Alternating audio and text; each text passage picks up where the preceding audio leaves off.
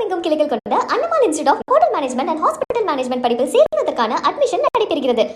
சென்னையிலிருந்து கோலாலம்பூர் செல்லும் விமானத்திற்குள் 2 பயணிகள் போதையில் சண்டை போட்டதால் விமானம் 1.5 மணி நேரம் தாமதமாக புறப்பட்டு சென்றது.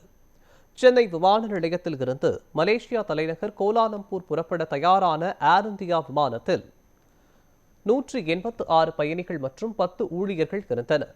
அப்போது மலேசியா குடியுரிமை பெற்ற நந்தகுமார் மற்றும் பிரசாந்த் என்ற 2 பயணிகள் போதையில் ஒருவருக்கொருவர் தகராறில் ஈடுபட்டு விமானத்திற்குள் கூச்சல் குழப்பம் ஏற்படுத்தினர்.